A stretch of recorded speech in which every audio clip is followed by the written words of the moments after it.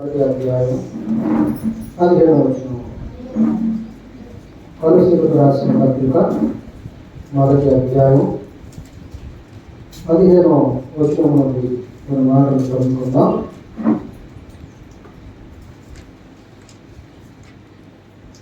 ఆయన అదృశ్య దేవుని స్వరూపి సర్వ సృష్టికి ఆది సంభూతుడై ఉన్నాడు.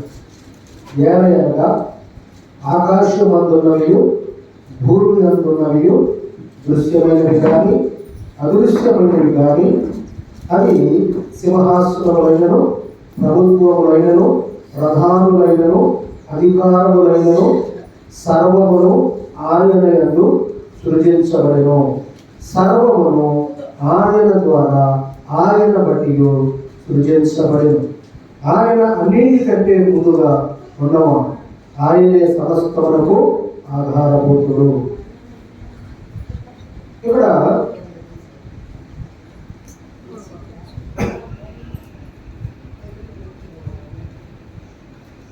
మనం 13వ వచనంలో కొన్ని మాటలు చదువుకున్నట్లయితే ప్రభువు అంటున్న మాట, ఆయన మనలను అంధకార సంబంధమైన అధికారముల నుండి విడుదల చేసి తాను ప్రేమించిన తన కుమారుని యొక్క రాజ్య నివాసులుగా చేశాడు.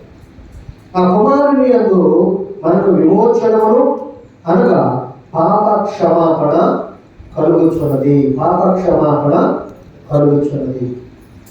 ప్రభు అయిన క్రీస్తు ఆయన ఎలాంటి వారని దేవుని వాక్యం సెలవిస్తూ ఉన్నదంటే, ఆయన అదృశ్య దేవుని స్వరూపి అంటే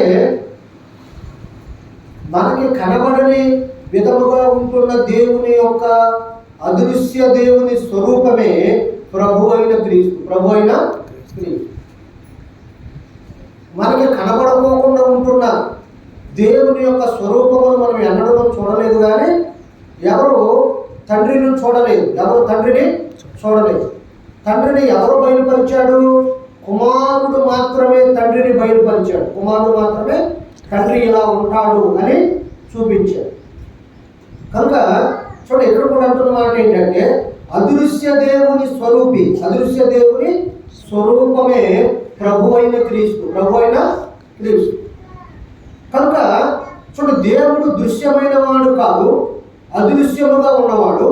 దృశ్యమైనవి కనబడతాయి, కనబడేవి దృశ్యమైనవి.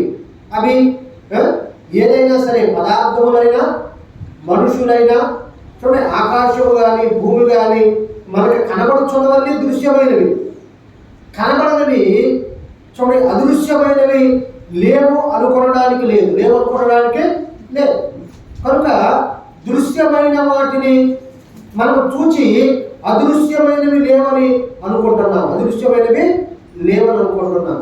ఇప్పుడు కరెంటు వైరులో కరెంటు ఉంటే మాత్రమే ఈ ఫ్యాన్ తిరుగుతుంది, ఈ లైట్ వెలుగుతుంది.